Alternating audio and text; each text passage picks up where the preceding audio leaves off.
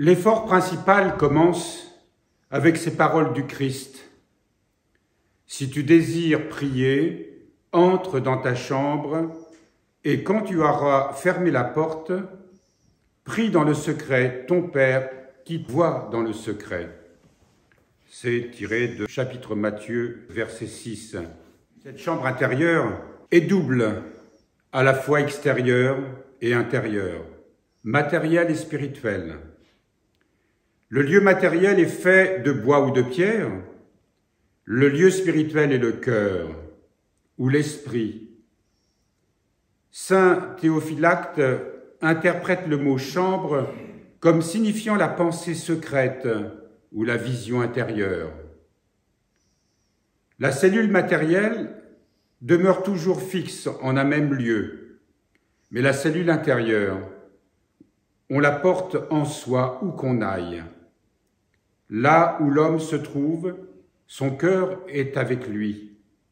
C'est ainsi qu'ayant recueilli ses pensées dans son cœur, il lui est possible de s'enfermer et de prier Dieu en secret, même quand il parle ou écoute, qu'il soit au milieu d'un petit nombre de gens ou d'une foule.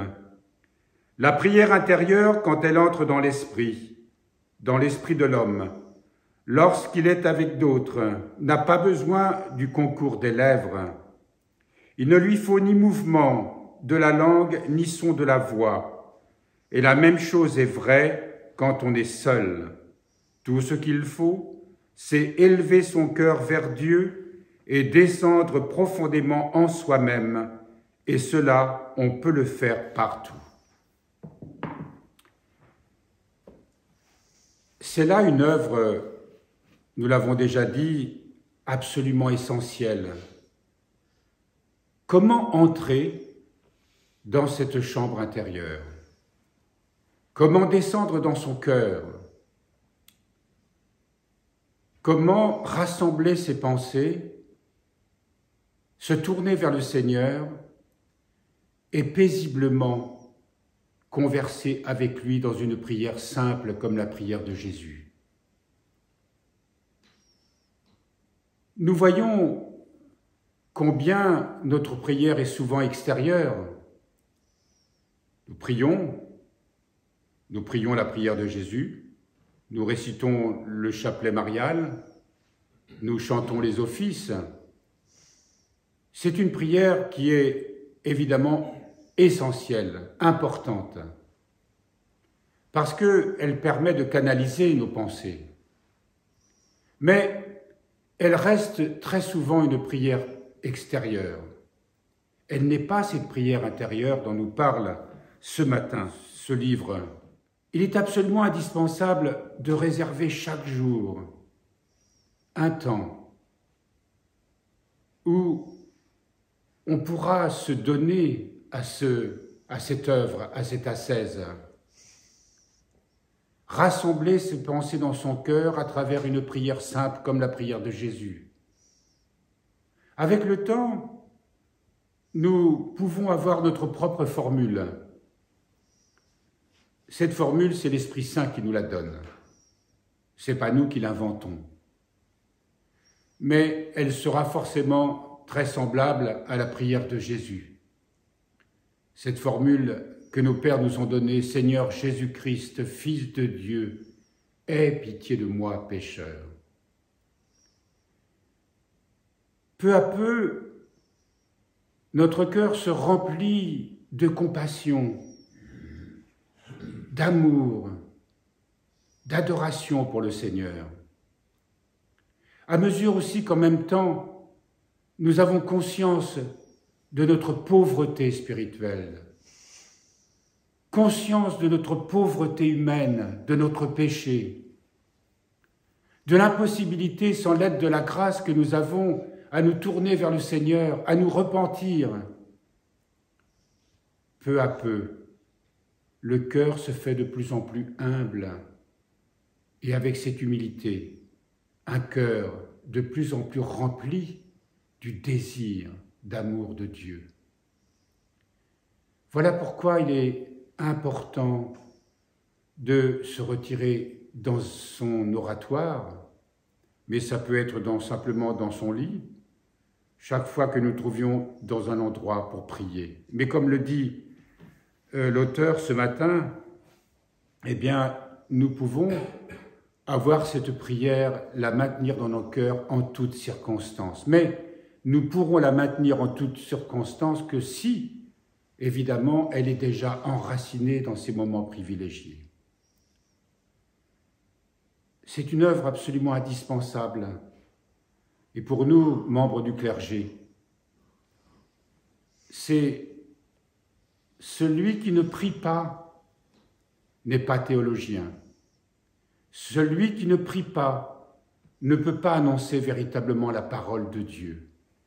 Celui qui ne prie pas de cette façon, entendons-nous, ne peut pas avoir la connaissance de Dieu et la transmettre.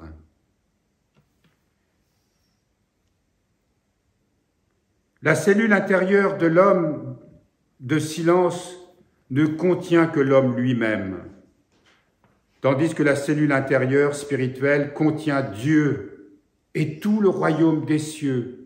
Conformément aux paroles du Christ lui-même dans l'Évangile, le royaume de Dieu est au-dedans de vous.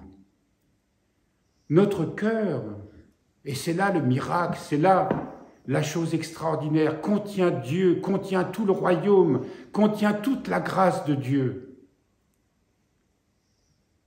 Si nous ne tendons pas vers ce lieu du cœur, nous ne pourrons pas découvrir ce mystère, nous ne pourrons pas goûter les dons que Dieu veut nous donner. Nous ne pourrons pas être remplis de sa grâce d'amour, nous ne pourrons pas connaître son amour, nous ne pourrons pas être remplis de cette lumière divine si indispensable, vitale pour le monde, parce que cette lumière, c'est à partir de nous qu'elle pourra se répandre dans le monde. Commentant ce texte de saint Macaire d'Égypte qui dit « Le cœur est un tout petit récipient, mais toute chose se trouve contenue en lui. Dieu est là. Et aussi les anges, et la vie, et le royaume, et les cités célestes, et les trésors de la grâce. L'homme a besoin de s'enfermer dans la cellule intérieure de son cœur plus souvent qu'entre des murs. L'homme a besoin de s'enfermer dans la cellule de son cœur plus qu'entre des murs. Et recueillons là toutes ses pensées, qu'il mette son intellect devant Dieu, le priant en secret, avec toute la chaleur de l'esprit et une foi vivante. La chaleur de l'esprit et une foi vivante. Il est donné à celui qui prie de connaître cette chaleur de l'esprit, d'être rempli d'une foi vivante. Une foi vivante signifie que nous avons le sentiment de prier avec conscience, avec le sentiment que tout notre être est rassemblé dans cette prière, que notre foi tend notre être tout entier vers Dieu.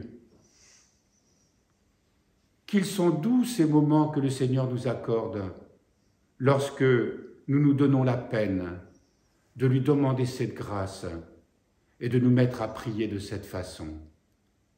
Ce n'est pas une technique. Même si la technique a quelque utilité, elle ne pourra jamais nous donner cette grâce-là.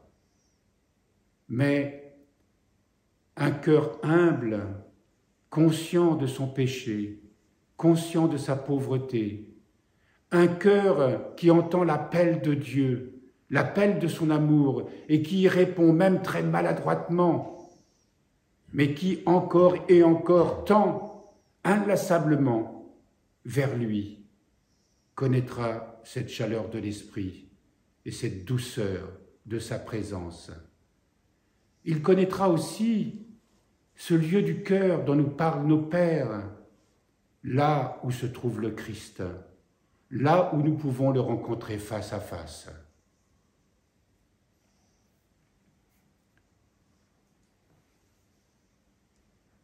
Qu'il apprenne en même temps à tourner vers Dieu ses pensées, de sorte qu'il puisse grandir jusqu'à la stature de l'homme parfait.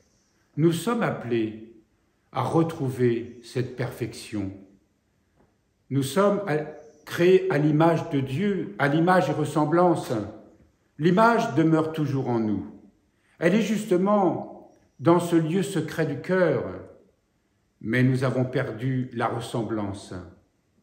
Mais le Seigneur est venu rétablir cette ressemblance. Et c'est en s'unissant avec lui, en nous offrant cette voie royale, ce raccourci, pourrait-on dire, spirituel, en nous unissant à lui, cette ressemblance devient de plus en plus évidente. C'est ce que veut dire l'Higoumène Cariton ce matin lorsqu'il nous parle de grandir jusqu'à la stature parfaite de l'homme.